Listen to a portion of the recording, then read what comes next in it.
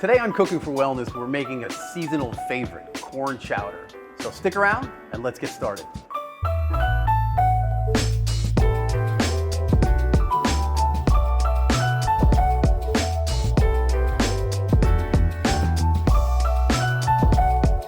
Welcome to another episode of Cooking for Wellness at NYU Langone Health. I'm Jeffrey Held, and today we are joined by a very special guest, owner and founder of Local Roots NYC, Wen-Jay Ying. Welcome, Wen-Jay. Hi, so I'm Wen-Jay, the founder of Local Roots. We've been in business since 2011. And if you guys haven't seen us, come stop by every Wednesday at the main campus starting at 3 p.m. We have a subscription-based farmers market set up at NYU Langone, which means you can pre-order all your amazing produce and any kind of food ingredient you want from local farms within 5 hours of New York City. And then you come here every Wednesday and pick up your food. So it's really the best quality groceries you can get right to your office. Today we're gonna make one of our employee favorites, a seasonal soup corn chowder. All the produce is from Wen-Jay's Local Roots, literally all of it. So the soup really showcases the late summer, fall harvest in the Northeast. We normally use milk or cream for a corn chowder, but today we're using purely just corn and chicken stock. You also notice today we're gonna use a little bit of bacon to flavor the chowder. So normally and always, Cooking for Wellness is devoted to plant-based eating and teaching ways to do this. We also understand that it's not for everyone. So the goal today is to show you how a small amount of meat to flavor a dish rather than having it be the center of your plate. So that is the goal. So let's get started. First thing we're gonna do is we're gonna add a little bit of bacon to the pot. I'm just gonna throw a little bit of olive oil in there. We're gonna render this bacon. So rendering is essentially removing the fat. Essentially you're gonna end up with, crispy little pieces of, dark brown, delicious bacon.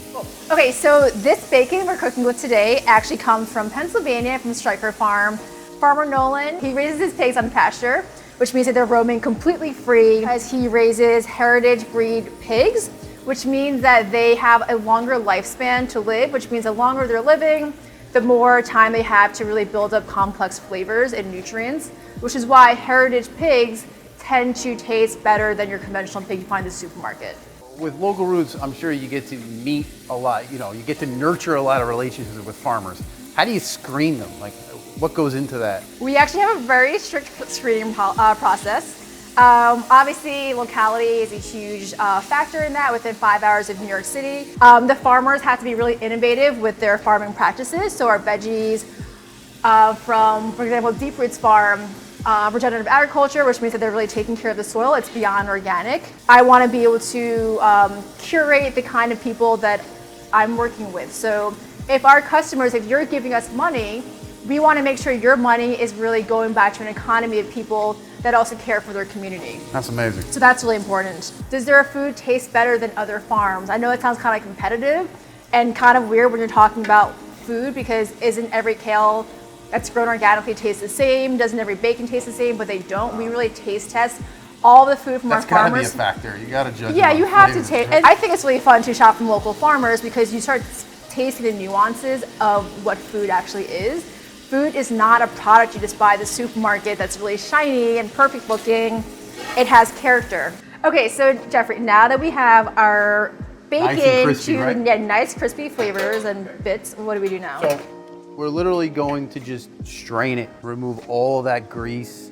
And I feel like if you are a bacon eater, this is the most exciting part because you get to see all the yummy bacon fat coming out, and that's where the flavor is. And that's what's gonna give this soup, even without the dairy, it's gonna give the soup a lot of flavor.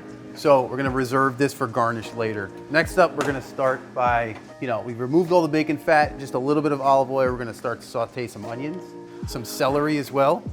And what are these peppers that you brought? Oh, Corno de Toro peppers. These are my favorite peppers. They're super sweet. And these come from Deep Roots Farm in upstate New York, about 2 hours north of New York City. So consistent medium heat. We don't want to singe anything, or we don't want too much color. So a little bit more than sweat. Once those veggies start to soften up a little bit, we're gonna add a little bit of garlic. The next step is we've already spoken about taking the dairy out and really utilizing this corn for everything, not only to flavor, but to thicken and to really get the creamy texture of the corn into the soup. We remove the corn from the cob, but the most important way to get the flavor out of the cob itself is we're gonna take the back of the knife. We're gonna literally just drag everything right out, all the way around. So when it's time to add the corn, we're gonna actually add the entire thing. We're gonna simmer the cob in the soup. So we have 8 ears of corn that I've already pulled off the cob. Go ahead and add that. And now we're gonna add some chicken stock. Once again, easily use vegetarian broth or stock in the place of the chicken.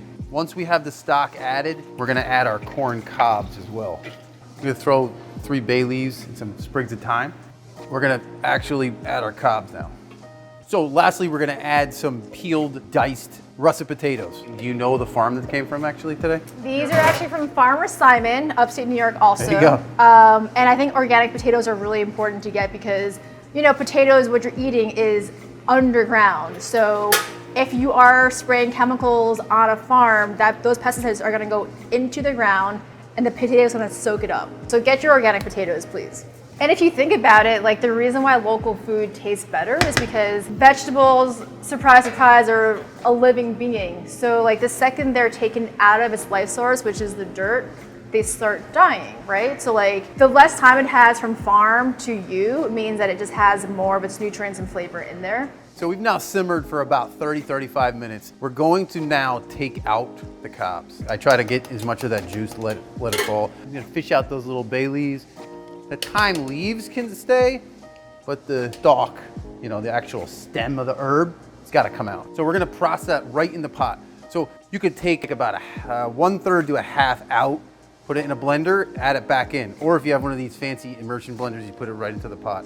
We're not processing it fully smooth. We're just doing it slightly. Just make it more homogeneous, joined, and leave that kind of rustic bits of corn inside there. Wanna go ahead and buzz that a little bit? I mean, it's really up to you at how smooth you want it to be at this point.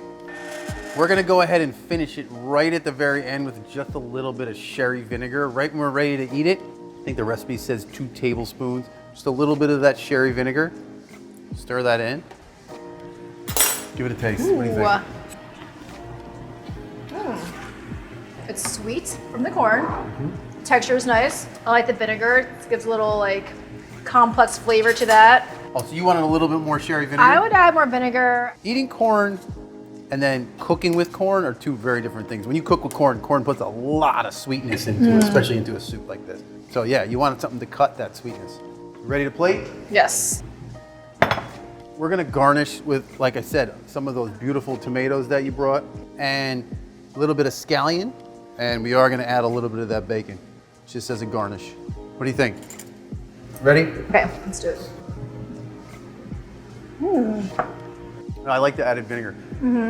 Okay, so you guys can also make this recipe with your Local Roots veggies if you sign up for our subscription-based farmers market, which you can do on our website. Cool. And if you guys are ever in Brooklyn, come by our cafe. It's called Local Roots Market and Cafe. It's Chinese farm-to-table food. All my childhood dishes using all local ingredients. It's amazing. Check out more episodes of Cooking for Wellness at NYU Langone Health on our Healthy Lifestyle playlist on our YouTube channel.